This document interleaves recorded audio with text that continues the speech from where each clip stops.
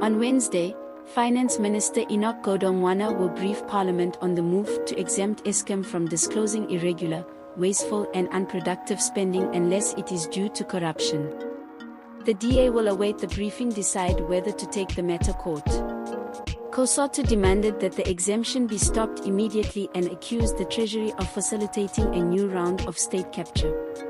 After ANC alliance partner Cosatu and others reacted strongly to move, Finance Minister Enoch Godongwana will brief Parliament on Wednesday on the reasons he granted Eskom an exemption from certain aspects of Public Finance Management Act. According to the exemption announced last week, Eskom will not have to disclose irregular, wasteful and fruitless expenditures in its annual financial statements for 3 years, unless it is due corruption. This is part of the organization's ambition to perform an unqualified audit and improve credit ratings.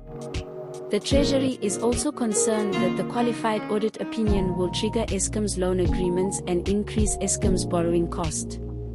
Dion George, DA's finance spokesperson, said Tuesday that it has briefed parties' legal team to investigate legality of exemption.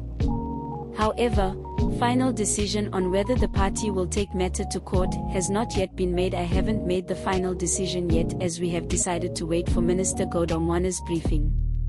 I spoke to him today as well and I understand the problem they are trying to solve. But I don't think we can accept it. There must be transparency and we must fight for it. Godongwana will brief the joint meeting of 5 parliamentary committees, including standing committees on appropriations, finance, public accounts, and the Auditor General and Portfolio Committee of Public Enterprises. George said DA understands that the restrictions imposed by PFMA make it difficult to administer. But the law was written because public institutions needed closer scrutiny. Taxpayers deserve higher scrutiny. PFMA's flexibility requires some serious thought, but that's not the way to do it. Green light for criminals. In a strongly worded response, Cosatu demanded that the exemption be stopped immediately, describing it as the green light for criminals to feast and loot on Eskom and Transnet with impunity. We find it surprising, alarming that those tasked with managing national resources are bowing to these two poster boys of mismanagement, Eskom Transnet, who are known for fending off processes failing to comply with regulations procedures. What's even more bizarre is that this decision was taken to outwit the rating agencies and persuade them to write brilliant reviews on Eskom and Transnet. The National Treasury either believes the rating agencies are supremely naive, or they're delusional. Irrational respect for South Africa's rating agencies. The price to hear is that it fails to solve difficult problems facing the country and economy.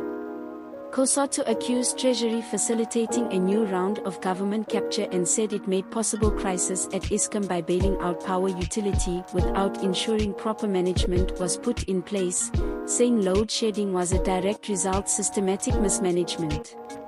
Eskom sabotage. Meanwhile, Transnet is being destroyed by criminal organizations that robbed its cables and steel, and gangs are wreaking havoc on trains, scaring passengers while more than 100 train cars are destroyed by arsonists. The Race Relations Institute said Treasury was required by Constitution to oversee erratic, fruitless and wasteful spending at Eskom, and also sought legal advice on constitutionality of decision, arguing that it could not escape its duty to enforce compliance with generally recognized rules. Accounting practice for 3 years.